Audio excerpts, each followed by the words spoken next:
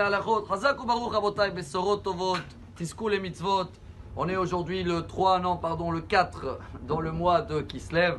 Justement, il y en a des versions selon l'échelle de notre paracha. C'est ce qu'on va parler beaucoup cette semaine. Le rêve de Yaakov avec l'échelle. Est-ce qu'il avait 3 étapes, ou 4 étapes, ou 7 marches, ou des étapes, comme on dit? Je crois qu'il y a beaucoup des devoirs de chacun de nous de faire.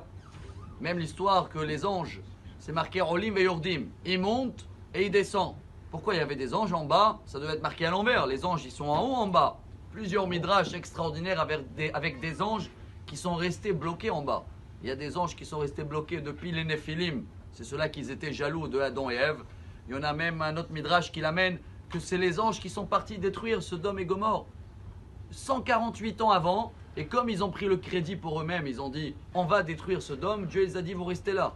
Ils sont restés bloqués en bas pendant 148 ans. Et dès qu'ils ont vu une échelle, ils ont profité, ils ont monté en haut, mais Dieu il les a fait quoi? Non, vous restez en bas. Bon, tout ça, je vous laisse faire des devoirs.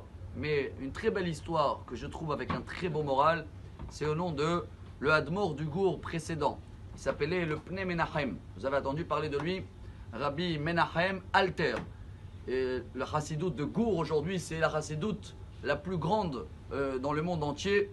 Et lui, il est décédé 96. Quand il avait 9 ans, son père, il a dit « Dis-moi, quand Yaakov, il a rêvé de l'échelle, pourquoi lui aussi, il n'est pas monté en haut?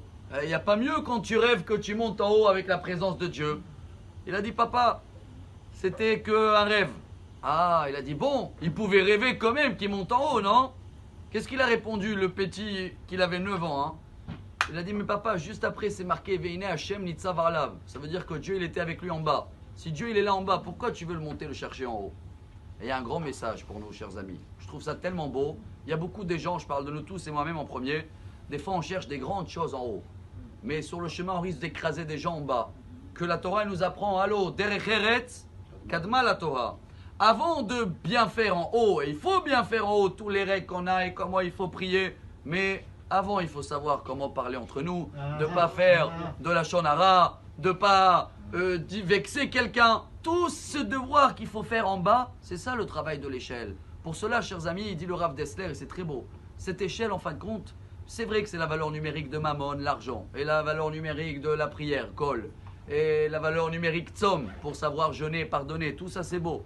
Mais le vrai message, c'est que l'échelle, c'est un électrocardiogramme. Et notre vie ici sur Terre, dans notre niveau de contact avec Dieu, on n'est jamais dans la même marche. Tous les jours, ou on avance, ou on recule. Et notre travail, c'est de savoir avancer sans écraser qui que ce soit et de se rappeler que chaque petite action qu'on fait ici en bas, il y a des grandes choses qui bougent en haut. Alors j'espère qu'on va avancer nous tous aujourd'hui. Une étape en plus dans la petite échelle.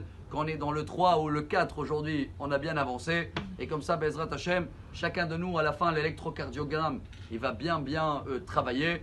Et ça veut dire, Baruch Hashem, qu'on est aussi en bonne santé, une bonne journée et des bonnes nouvelles. Amar Rabbi Elazar, Amar Rabbi Hanina.